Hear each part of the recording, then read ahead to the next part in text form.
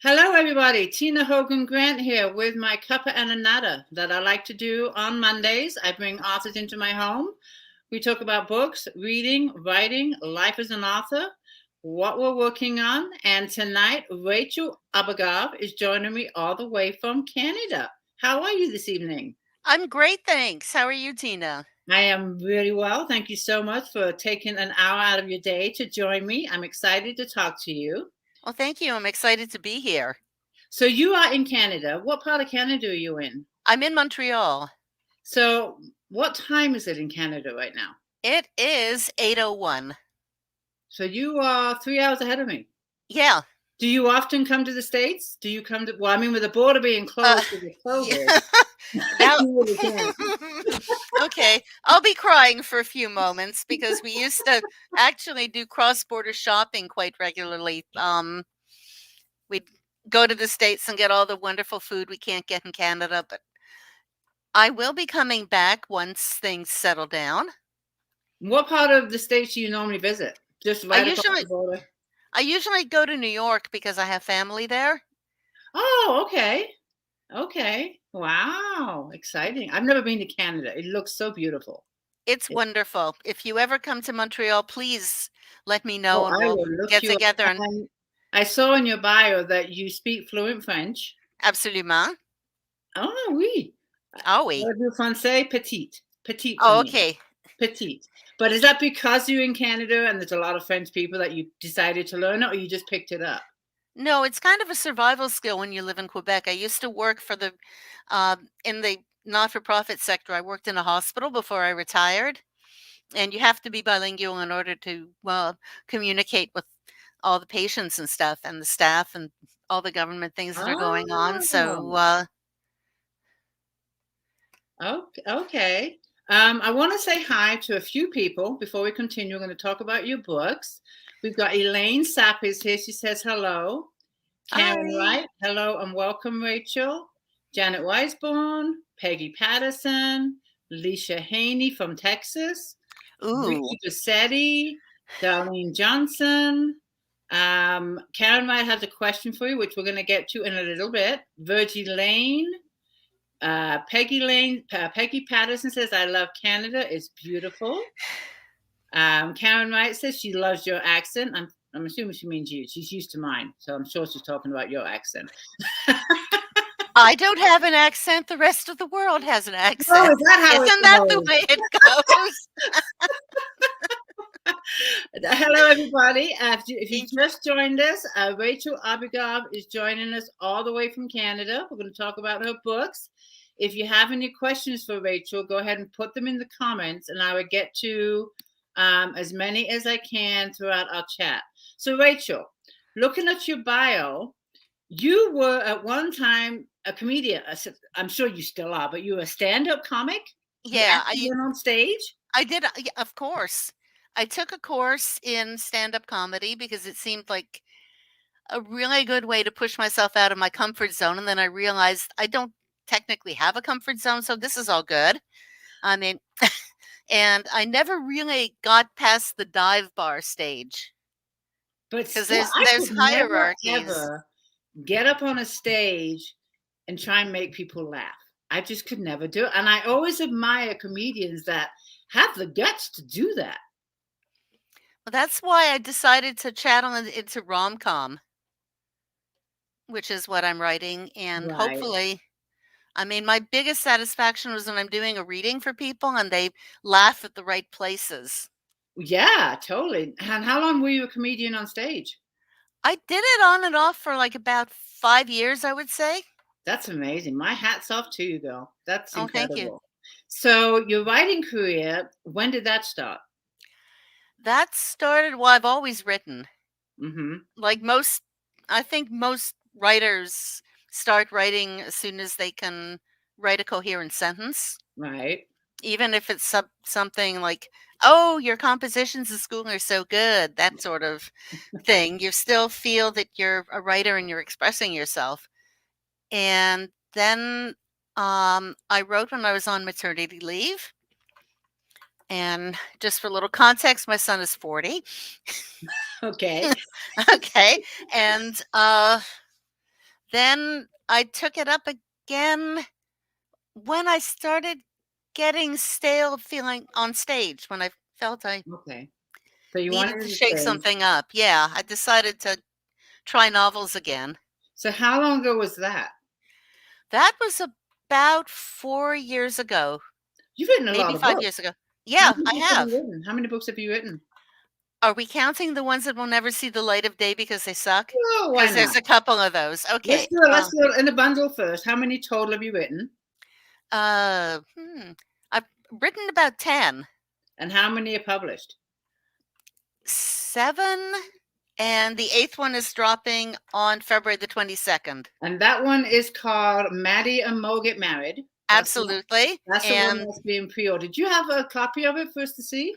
Do you I have any? don't have an actual hard copy. It Okay. exists I only might in be able to bring the cover up on my phone. okay. Oh, perfect, Um, yeah, I asked you that before we went live, but that's okay. and Can you, without giving too much away, give us a little insight on what the book's about while I quickly look up the book cover for you? okay, I mean, obviously, about Maddie and Mo, and they get married, but it's a really rocky road down the aisle because she's very commitment phobic and refusing to open herself up. And he's the opposite. He's the cinnamon roll hero. Ah, Yeah. So this may be the only book in existence that has a cinnamon roll MMA fighter as the hero. and can I ask what inspired this book? I wrote Mo originally as a tertiary character in Crimson and Clover. Okay, He's the brother of the romantic lead in Crimson and Clover, who is Tyrese the Beast Mayfield, okay, and this is Maurice Murderface Mayfield. okay. And Murderface is named after a hip hop group that he used to play with. My son does hip hop and hardcore punk from as his side gig. Oh, fun. Now, does he read your books? No, he doesn't. Oh, okay. But I Okay. listen to his music. It's Oh, maybe one day he will. Well, yeah. what genre would you say this book is? You said is rom-com Yeah, absolutely rom-com. and a But lot of it's comedy in oh, it because of your background with being a comedian. A lot of laughs. yeah, A lot yeah. of laughs. A lot of laughs, but there's also this book in particular has a lot of deep emotional beats to it too. Oh, nice. And are all your books rom-com? That's the Yeah. genre that you pretty much write in? Okay, I'm going to hold this up. This is what I have on my phone. Maddie and Mo Get Married. If I can, there's the cover. And there's an actual story behind the cover. This is the very first cover I actually had commissioned from an artist as opposed to a cover person. Oh, congratulations. Doesn't that feel good? It does, and it feels really good to support young artists too. Yeah, they did a good job. Oh, They did a thanks. good job. They really. Now, is this a standalone? This Yes and no. I'm gonna have to express this in terms of the Marvel comic universe Okay. because something we're all familiar with to some degree. It's not intertwined, but it's got characters that appear. There's a lot of crossover action. Okay. So in this book we have Chloe and we have Ty showing up. We have Graham and his wife. We have Peter and Sonny. We have Ty and Mo's parents. It turns into a cast of thousands, which is really good because Maddie starts off as kind of a lone wolf, and she ends up with this huge extended family at the end Oh, wow. And these are characters from another book. from other books. Yeah. From how many books? Ah, the first 4. Oh, so you kind of put them all into this one book that's coming out. Yeah. Oh, I like that. Now, are you going to continue on with another book after this with other characters or the same? Actually, no. The one that I have coming out after this, the next one is called Waiting for You, and that's WEIGHTING for you. Okay. And that's basically a mashup of Sleeping Beauty and The Biggest Loser. Oh, interesting. Are Interesting. Our I want heroine wakes up from a coma which was caused by diet supplements that caused her to faint, finding that she's lost 40 pounds. Now, where did that idea come from? It came from Twitter. Oh, really? Yeah, no, this is the weird thing. Somebody was saying they were doing a mashup of a fairy tale and a TV show. I don't remember it. The fairy tale was Beauty and the Beast, and I don't remember what the TV show was, but I said, okay, I can do a mashup. What are the two most disparate things I can think of? And boom. Isn't that great how you just read a couple of sentences and all of a sudden you have an idea for a book? Mm-hmm. I love when that happens. Karen has a question for you. I'm going to go scroll through and see if we have some questions for you.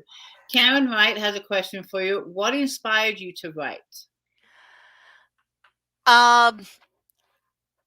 It was a really good way of expressing my feelings for a lot of things. My Funny Quarantine, which is a book that I wrote during the first wave of the pandemic. Mm-hmm.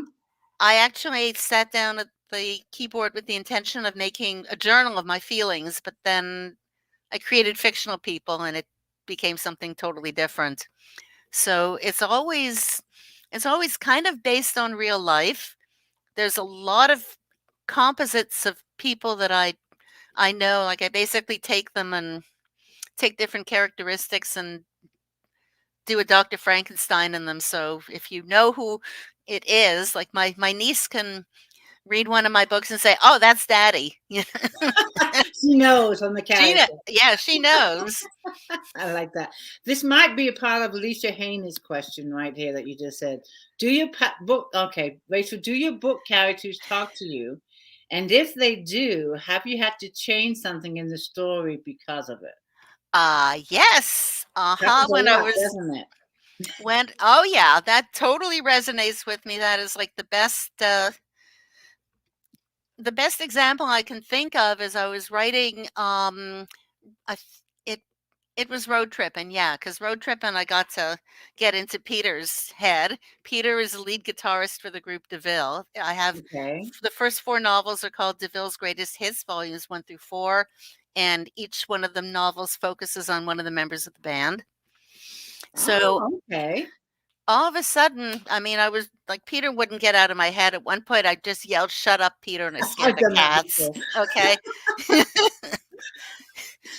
And with all fairness, Max is a little skittish under the best of circumstances. Okay, Now, so it you talk wasn't that. about the band. Now, I'm assuming it's a rock band because in Oh, your bio you said that you I guess classic rock is what you yeah. like. Uh-huh. And what's your favorites? You have what favorites do you have? I listen to a lot of stuff.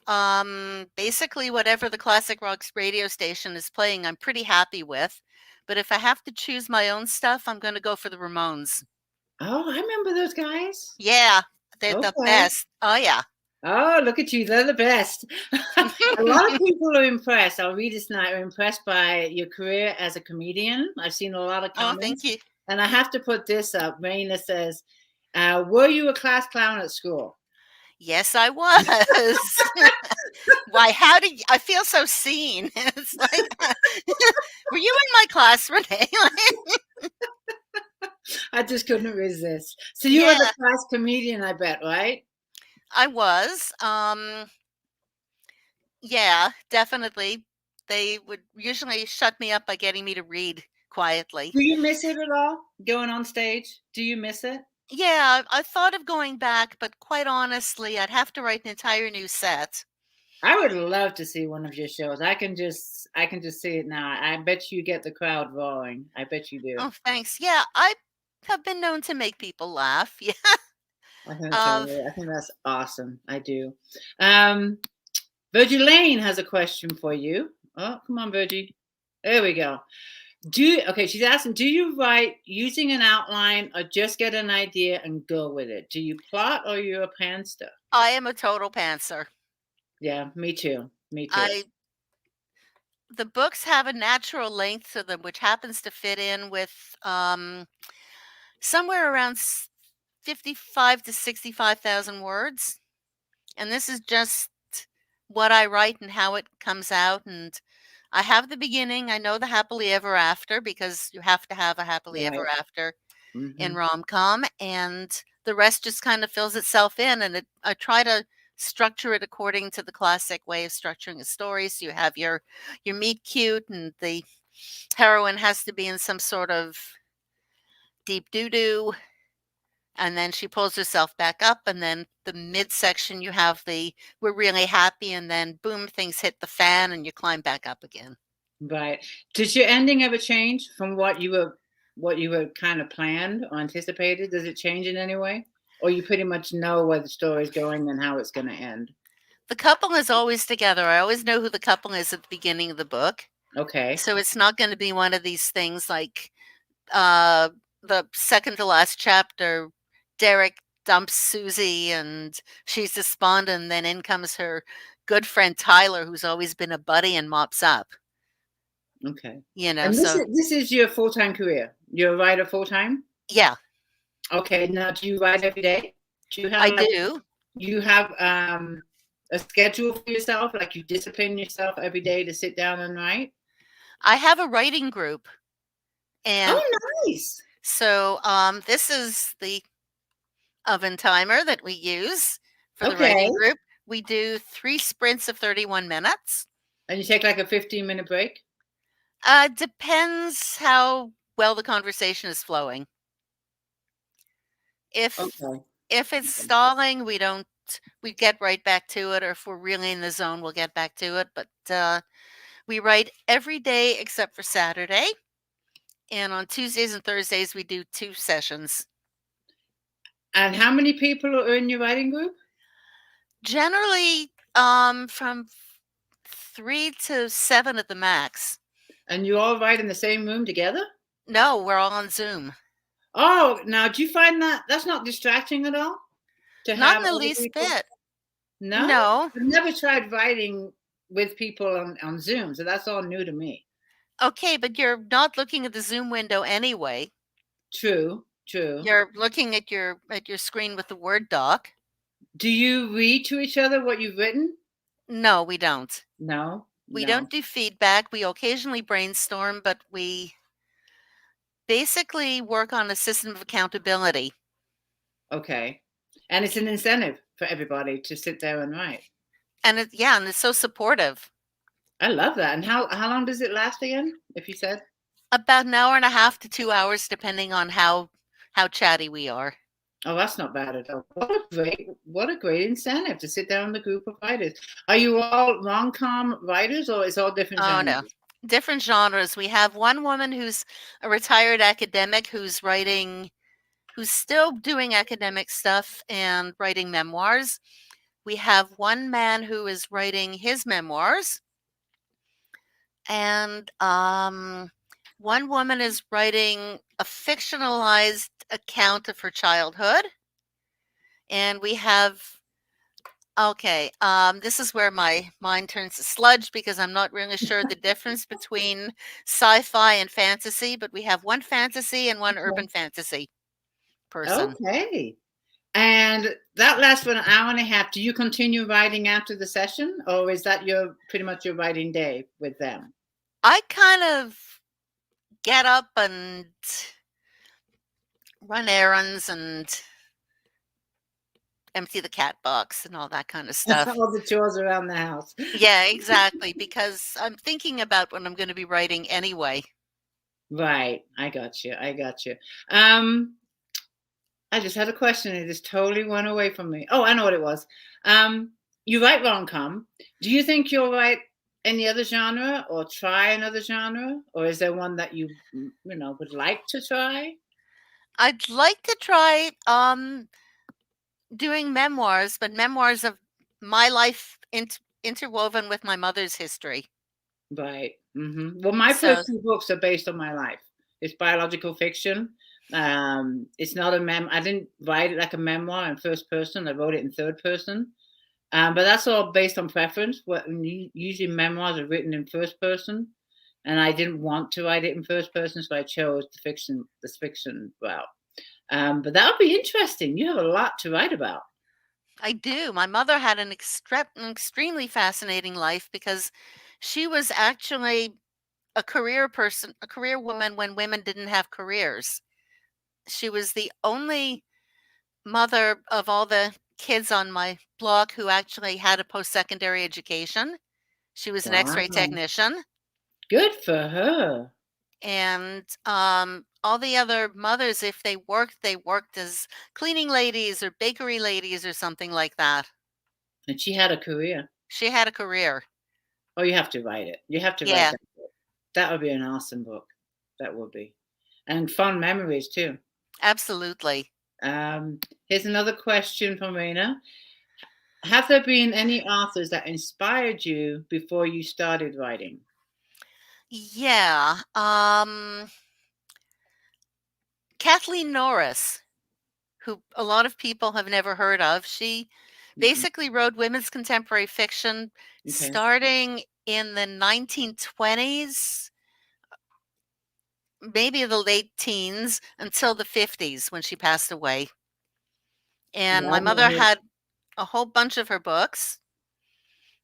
And of course, like every kid does, you go into your parents' room and you take their books because they're somehow more interesting than the ones you should be reading. That's true. Did you read a lot of rom-com? The genre you write? No, I didn't. I Mm. didn't grow up reading it. I write it. I try not to read my genre when I'm writing Okay. because I don't want to have too much crossover influences. So that's when I'll read craft books or nonfiction or stuff like that. Like I'll read a book about Jeffrey Epstein, Okay. which What is made you choose the genre rom-com? it chose. I kind of I don't know. It just happened. It was very organic. It had nothing to do with what I was writing before. Because when I was working pre-retirement, I was writing a lot of stuff that had to do with administration of mental health. Okay. And that was your career before That you were a comedian. exactly. Okay. I Okay. mean, the stand-up was a side gig. I still had my day job. That must have been great therapy to be a stand-up comedian. I can just see that being fantastic therapy. Just to get away from the real world and make fun of it. Oh yeah, Because you have to laugh. You really have to laugh. but a It's good lot, for, it's good but for the soul. yeah, but a lot of this stuff came out of real life. For example, my brother used to take my mother and me shopping on the weekends. We go and each do our groceries because I don't drive and my mother didn't drive either. And my niece would come along and she would be there and I'd buy her cookies or something as a treat. So, okay, Stephanie, here, have some cookies. So the first week it's cookies with sprinkles, and the second week it's getting to be something more elaborate, like cookies with sprinkles and something else. The third week, she takes a and this is terrible. This is absolutely terrible. She takes a 2-liter container of milk and sticks it in the shopping cart. And at which point I blow and I say, Stephanie, I'm not buying you milk. Let your father buy you milk. And everybody around is saying, who is that witch who won't buy her daughter the necessities of life? Oh my God. Oh, wow. And you have like these people going into the aisle where the mops are sold and coming at me with Swiffer wet jets because they just want to spear me. And this actually happened. So it of course became part of the comedy routine. Oh, I can imagine. I would, like I said, I would love to see a show of yours. You have to get back in it and come to the U.S. I will. What Here's state should I come to? Well, I'm in California, so Right. you can start off there and then go east. Okay. I've only been to California once. I was in LA and my God, I loved it. Oh, okay. I'm about 2 hours away from LA going north. I'm in the mountains. But we Ooh. get, the snow, the sun, we get it all. So I used to live down in the marina, but I love it up here. So, but yeah, if you ever come to LA, just like if I come to Montreal, we gotta hook up for sure. Here's a nice Absolutely. comment. I had it a minute ago and now it's disappeared. It was, hold on, give me a minute. I want to find it. Hold on. Oh, here we go. This is from Elaine. It's a nice comment. I've never read rom-com. We'll have to read yours. Make it the first. Oh, thank you, thank you. I mean, it's such a wonderful genre because, um, like romance, is very woman-centered, and the difference between what I'm doing, which is like not pure romance, and it's not pure romance because in pure romance it focuses on the hero's growth as a person, Mm-hmm. and my books always focus on the heroine's growth as a person. I like that. Now you said that there's a lot of characters from previous books in this book. Forgive me, Maddie and Mo get married. Do you have a favorite character? Yeah, I think my favorite character is Chloe. Chloe? She's Clover from Crimson and Clover. Okay. They were supposed to be the twins were supposed to be named Melanie and Chelsea, but the song Crimson and Clover was playing at the moment that they were born. There So you go. that's how they got the name. And of course, with the name came their destiny and they became rock stars. Okay. And where does the book take place? Or It all the books, it I guess. takes okay. I have some that take place in Montreal, but Mm-hmm. most of them take place in Brooklyn. New York. Yeah. Forgive me if I've forgotten, but you said you visited New York many times. Many Did you ever live times. there? Did you ever live there? No, I didn't. But you know New York pretty well. I know it pretty well, yeah, to the point that every time I go down, I have a list of must go to restaurants with what I order in each place. Okay. I went to New York, I think I was like 14 or 15. I came over with my dad, and that's the only time I played the total tourist. I was a teenager in New York City from England in awe. So I did all the touristy stuff, the Statue of Liberty, World Trade Center. Oh, cool. And I saw, what is it? The Rocky Horror Show at midnight on Broadway. Oh my God. That was so cool. My babysitter took me. Awesome. Yeah. I love that. I mean,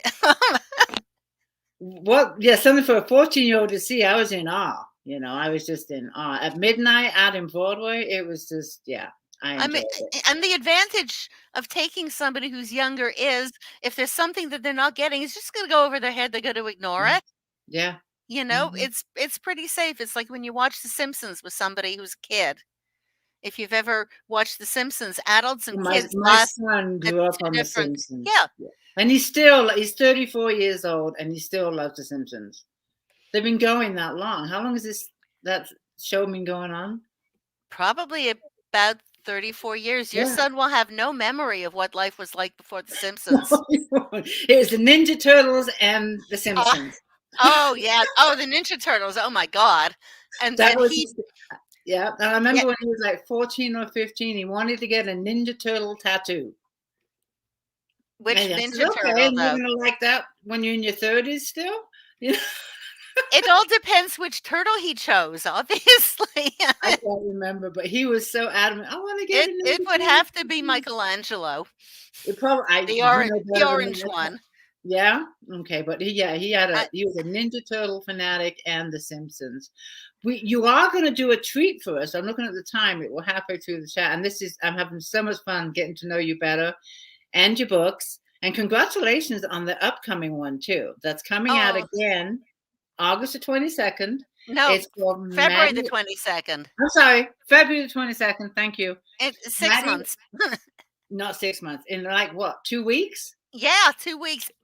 Excuse me while I panic. Yay. I'm going to hold up the cover again.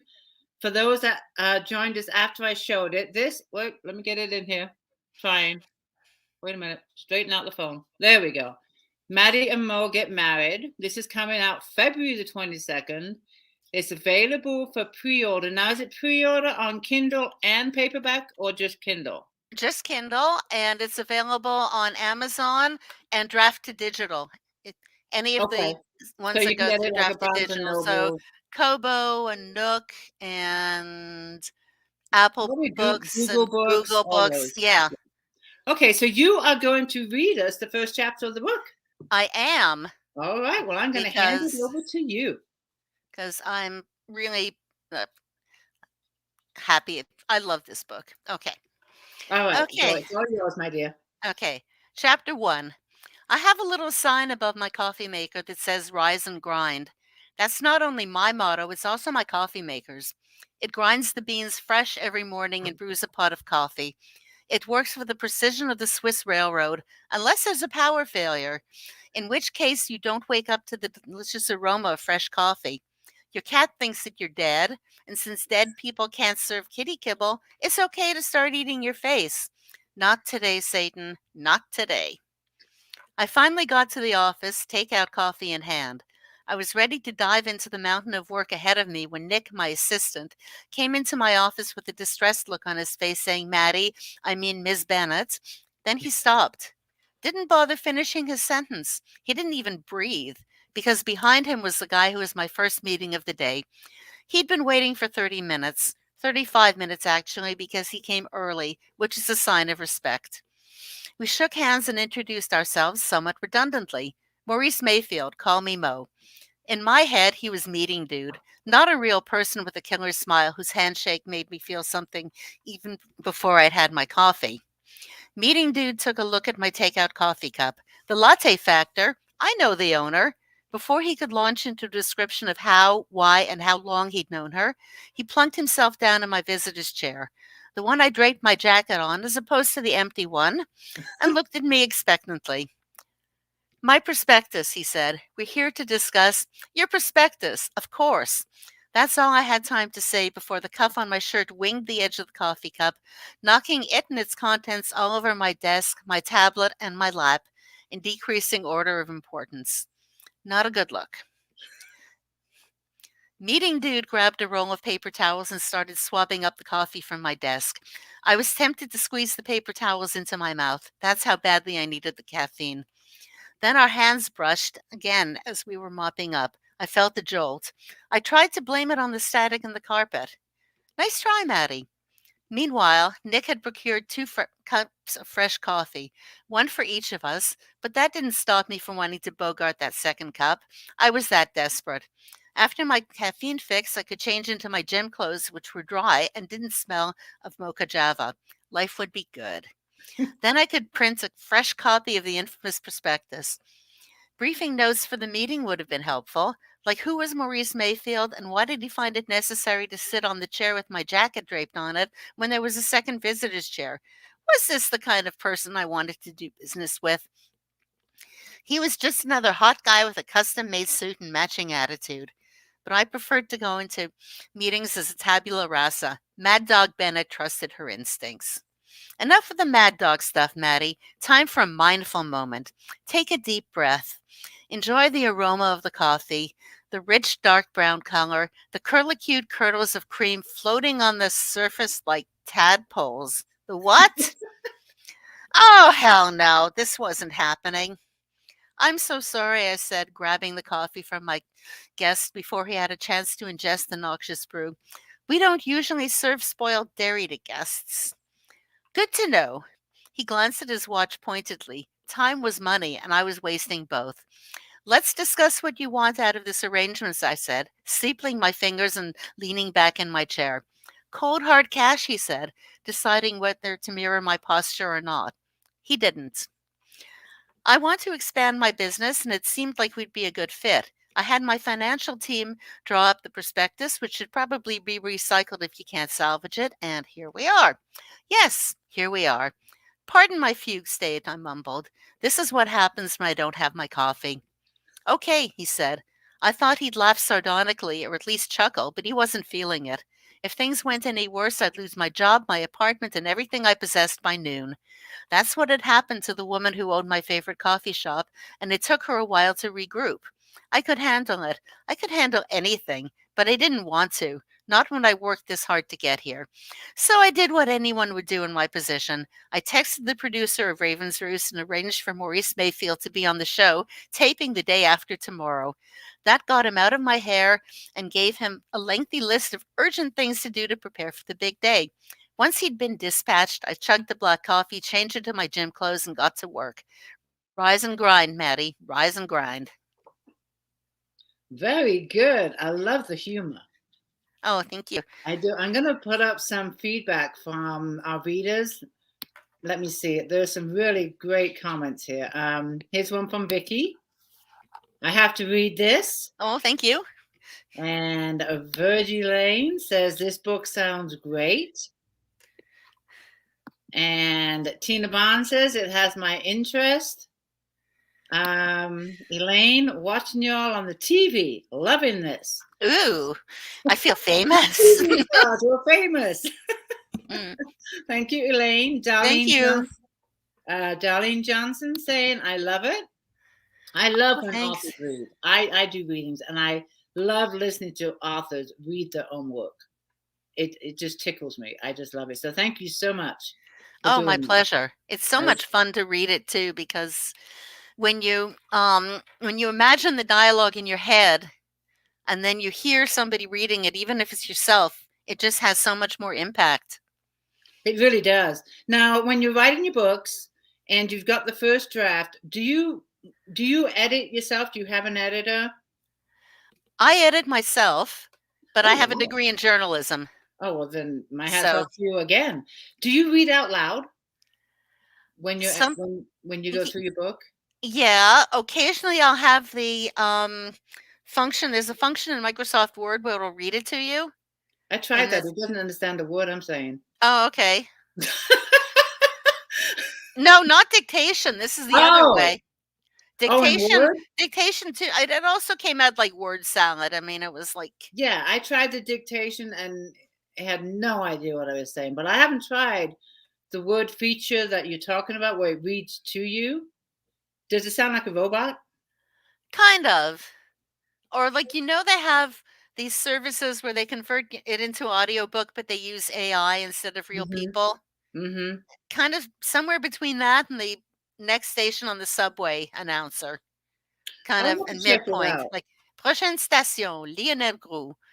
Because I've recently, in the last 3 or 4 books, I've actually read the book out loud, and I'm amazed by what you discover versus just reading it to yourself in your head. How many times you repeat yourself, just little things like that just pop out when you read it out loud. So I was curious if you did that, but I guess in the Word program, it's probably similar. You can do that. Yeah. Another thing that helps is to change it into another font. Oh, I never tried that either. Oh, Comic Sans. I use that for my newsletter. Really? Yeah. I write in Times Roman. Right. But then I change it into Comic Sans and it looks completely different. And I pick up all kinds of weird things that I wouldn't have seen before. Wow. I've never heard of that before. I'm going to give that a go and try it. Huh. It's amazing how you see things differently when you change fonts. Yeah, because I was amazed just reading it out loud what I pick up, but I'm going to try that too. Because, we tend to read our work as we want it to read and just skip over the errors, over the mistakes. So I love having, more readers in my book before it goes to print. The more eyes on it, the better. How long does it take you to write, like the one that's coming out, Maddie and Mo Get Married? How long did it take you to write that book? It took me about 6 months. Then I put it aside for a while and I wrote Waiting for You because I had to get that out of my system. Okay. And then I started the sequel to that, which is called Diatribe, which may or may not see the light of day. I'm not sure. It's a little too much of a mishmash and I have to clean it up. Yeah, too many threads going on. So that one's not finished. And then I went back to Maddie and Mo because I decided that I was going to have a schedule for when I'm putting things out during the year and be really organized and on top of things. It's hard to be organized. I try it and I still have endless notes everywhere. And I write because I'm a pad and paper person. If I put notes in my computer, I can never find them. Uh-huh. Yeah. See, I have one right here next to me. But notepads I do. Yeah. I just can't get away from notepads and paper. I just can't. That's just my preference. And for me, I put stuff in the computer, it takes me too long to find it. Well, the thing is your brain processes things differently from when you're keyboarding as to when you're writing it down. True. True. And I think I remember it better when I write it down. Absolutely. Yeah. Yep, I agree. Do you normally just write when you start a book like Maddie and Mo? You write your first draft. How many drafts does it take before you think it's good enough to go publish? Do you go through a lot of changes, A or lot of changes, yeah. you do? You do. The first one is always just the very basic spell check, because then I'll see things that are in need of correction immediately. Mm-hmm. Then I'll do a Grammarly pass. Then I start the actual editing. In my writing group, we have terminology that for editing. Okay. The first edits when you're just refining the manuscript initially is called wax on, wax off. Oh, Yeah, wax on, wax off. I like You, that. you don't think you're doing anything, but you're really practicing martial arts skills, right? Yeah, that's a great. Yeah, I like that. Then we keep on going finer and finer and finer until we get to the absolute fine tuning of it, and then that's kind of then that's polishing. Yeah. And Mhm. then Off if it you go goes. yeah, if you no, then if you have one more pass, you go and you it's called stones in the shoe. We have these tiny little stones in the shoe, like the parts that are bothering you, and you go back and you correct them. I like these terminologies that you use. And this is why my group is such a fun group. Yeah, it sounds like it. And how long have you been doing this group? It started off pre-pandemic, so maybe 4 years. Oh, a long time. And Yeah, all we the were same people? no, this is a spin-off from the original group. We were in a group called Shut Up and Write, Mm-hmm. which is a chain of groups. They have them all over, and they use timers to have timed slices in which you write, and then you talk in between. And the person who was running the Shut Up and Write group was, how shall I put this nicely? He was disrespectful in genre fiction. Oh, well, there you go. Bye-bye. Yeah. Yeah. He didn't particularly like the sci-fi people. He wasn't excited about the fantasy people. He loved the poets and the literary fiction people. Then he needs to start his own group. Yeah. Well, no, we just broke away. Okay, there you go. You can The find, there you go. and I got tired of having romance dissed too many times. Like, Yeah. you Well, you did know, the right thing. Sounds like you did the right thing. absolutely. Alicia has a question for you about your books. Are your books in audio? And if they are, do you read them? They're not in audio yet. I would like to do them in audio, and I would like to read them myself. Um, You have a great voice to do oh, that. thank you, thank you. You I mean, do. my son, who is a musician in his spare time, will one day help me choose a mic and come up with all the things I'll need. I think I might need a soundproof You will. You'll need a soundproof cubicle. room. I'm going to put my Tammy Mellows trilogy on audio. I'm Okay. working with Reckless Beginnings right now. Ah, But I'm not going to read it. No, there's a number of reasons. Number one, I don't have the patience. Number one, because I hear that there is so much. Rereading of just a paragraph. If you hear a pin drop or something, and I'm not technically savvy to fix all this stuff. So my hat's off to you again for attempting that. And you do have the voice for it. You do. oh, thank you. But the other option is to go through Audible. That's what I'm going to be doing. Yeah, Yeah. Mhm. they do have a royalty share, Yeah. but I'm not going to do in the royalty share. I'm doing the other option. you're going to pay them up front. I'm going to pay them up front and do one book at a time. But I really want to get the Tammy Mellows trilogy out on audio. I've been getting a lot of requests for it. And the book came out 3 years ago. But the last book in the trilogy came out I think it's this year or the year before. I've lost track. Oh, we're already in a new year, so it was last year. Yeah. So it was last year. So now that all 3 books are out, I'm working on getting them on audio. So it'll be, and I thought about doing it myself, but I'm like, oh no, I just can't. I just can't. And when I hear myself, I don't like myself. So that's Oh, another you've got an awesome voice. I don't mind reading to my readers, on a chat like this, but to read the whole book, I hear it, you get a dry voice and you got to take a lot of breaks, and I don't know if I could do it. I don't know. So I'm going to pick, but your son sounds like he's going to be a lot of help. He will be. He's also writing music for the trailers for the book at some point. Great. Yeah. I have 2 pieces of music that I wanted to commission, one of which would be the theme song to Raven's Roost, which is obviously like Shark Tank or Dragon's Den. Right. It's basically a ripoff of Shark Tank or Dragon's Den. Only at the end of this, if they don't take the deal, they say, "Quoth the Raven, nevermore."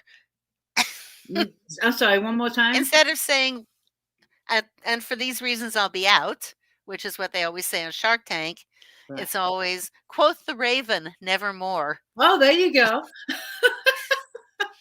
So it would be a TV theme with cawing and wing flapping in the background.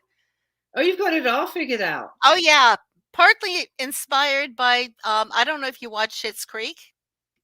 No, I do not. Oh, okay. If anybody watches Schitt's Creek, the movie that Moira Rose was in that filmed in Bosnia, The Crowening, kind of based on that.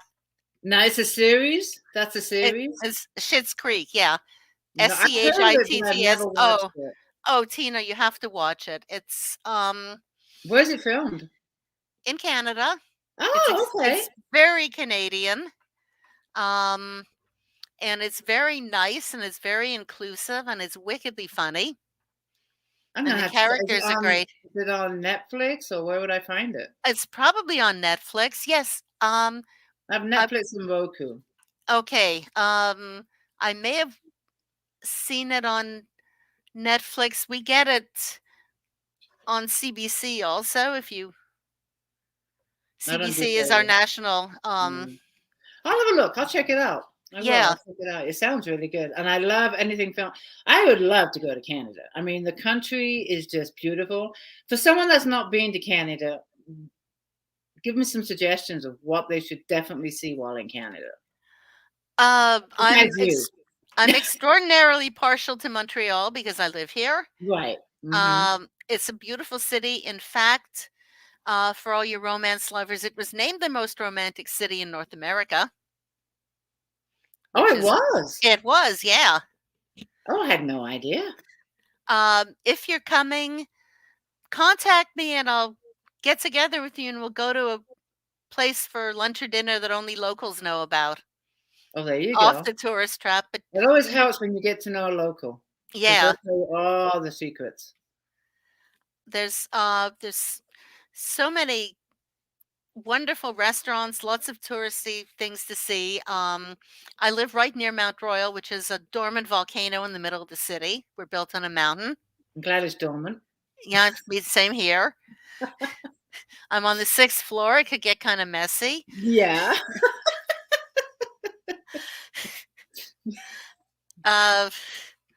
You can take wonderful hikes across the mountain. It's absolutely beautiful. The lookout is magnificent. You name it, you can do it here.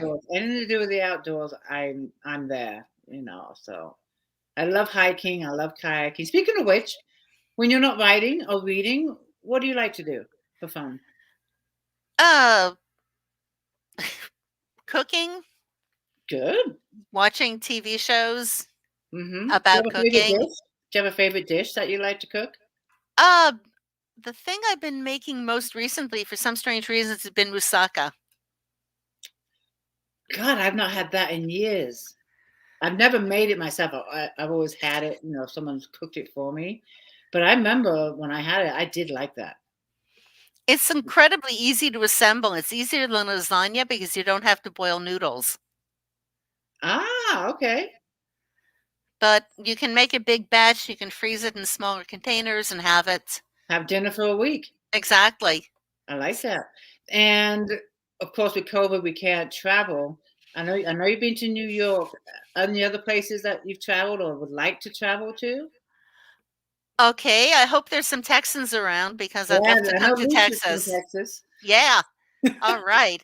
My my dream is to go to Texas. For some bizarre reason, I'm compelled to go there. I have a friend in Dallas who I'd love to visit. I've known her online for like 15 years and we've never actually met face to face. And I'd like to go to Austin. I I'd would like to, love to go to Texas. yeah. Whenever I meet a Texan, they're just so down to earth, so friendly. Mm-hmm. I would love to go. I know Leisha Haney is from Texas. Yep, she just wrote, I'm from Okay. Texas. Yeah. What part of Texas? What? I think she wrote earlier here. I'll put it up here. Leisha, what part of Texas are you in? Let us know. She says right here, my son lives in Austin. Oh, I want to go to Austin. Yeah. Elaine Sapp says she's going to be baking pumpkin bread tonight. Ooh. Right here. We're talking Oh, about yeah. baking too. Okay. I'm thinking, do I have any canned pumpkin in the house? I don't think Now I you want to do. make your own bread. Yeah, exactly. Because last thing I baked was banana bread.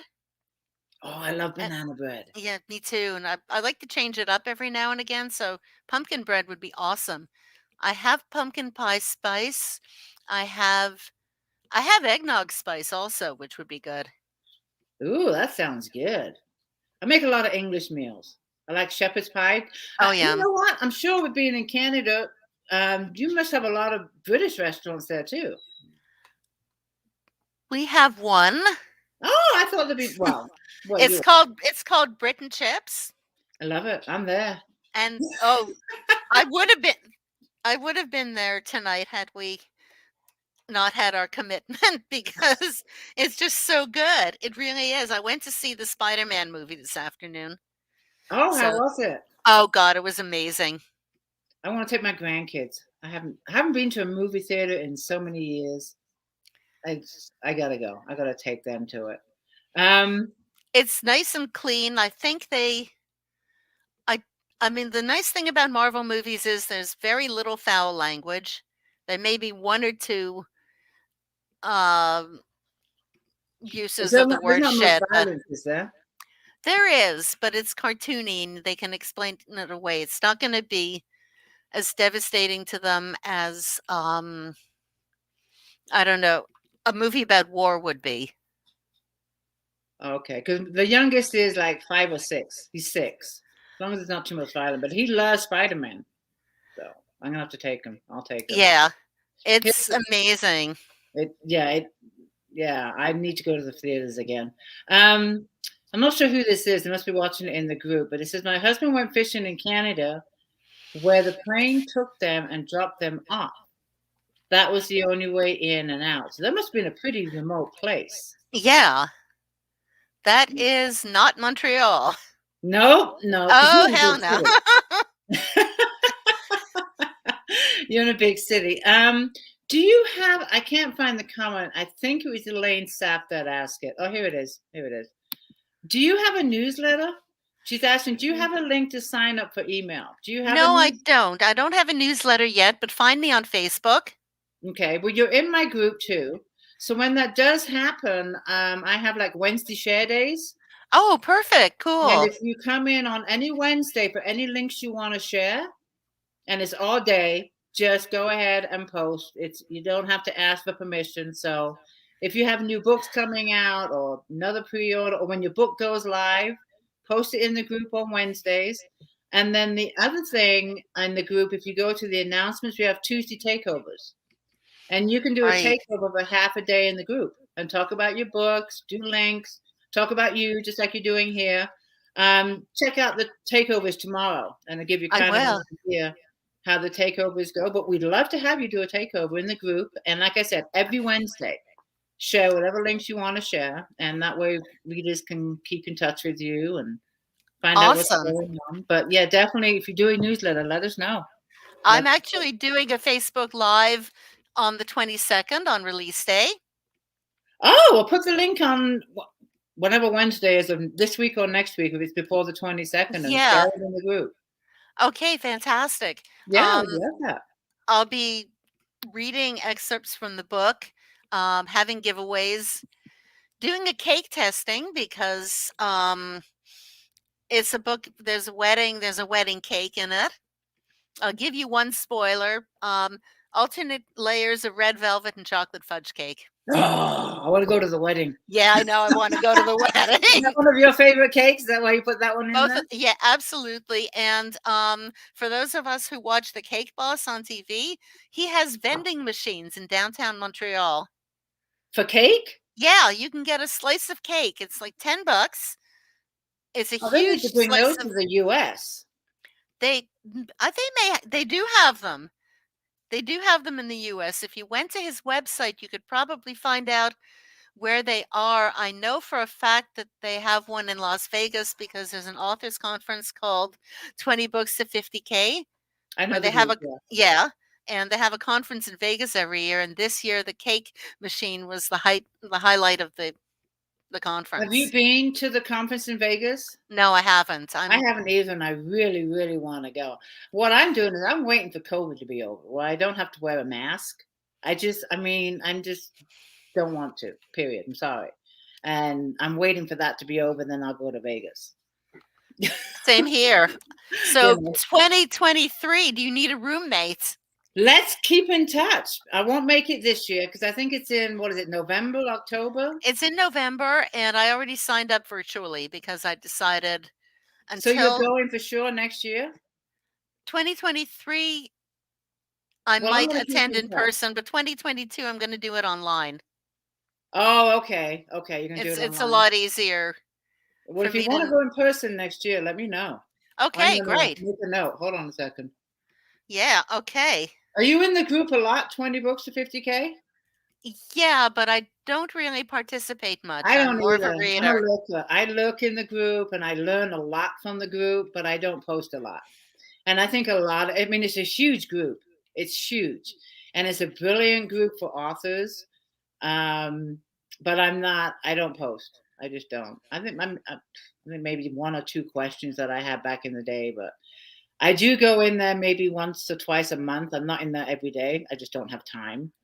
But I catch up maybe once or twice a month, but I really, really want to go to the convention. Let me know how the online one is. I won't be doing that, but I will be doing. I'm going to try and shoot for 2023 to go there live. Okay. And I'd love to be your roommate. Let's keep this do it. Sure. Sounds good. Honey, it is almost 6:00. We are almost out of time. I love chatting to you, but I do want to talk about the giveaways.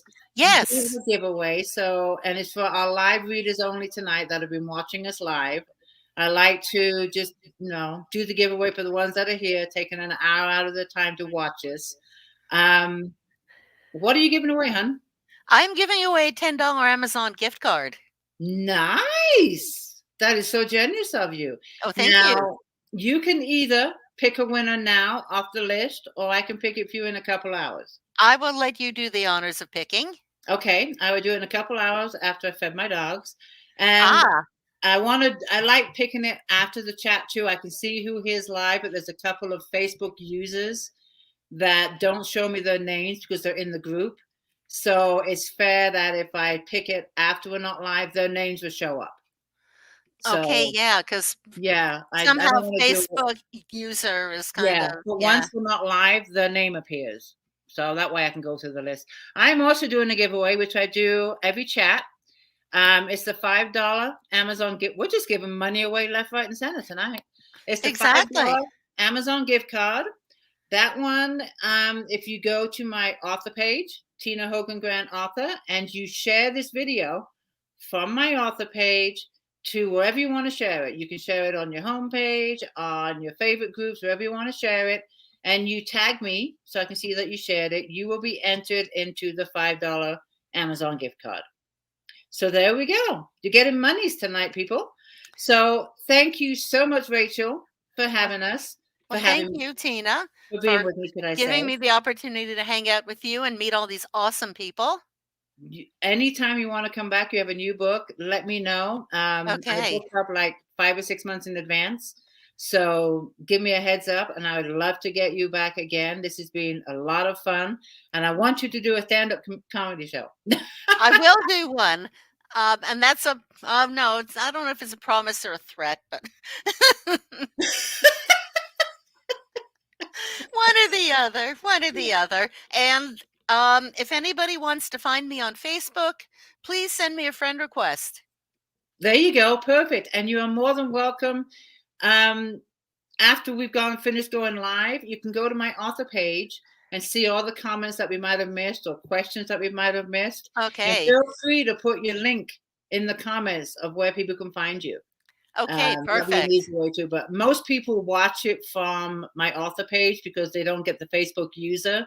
So I always send the Right. authors there because that's where you're going to see most of the comments. But you'll see some in the Okay. group too. Okay. Okay, perfect. Oh, this has been Oh, such a blast. it's been a lot of fun. So thank you everyone for joining us. Thank And I will be back in a couple of hours to announce the winners. And Rachel, it's been fun. It's Thank you been so so much. much fun. And Thank you. congratulations Mwah. on the release. Oh, thank you.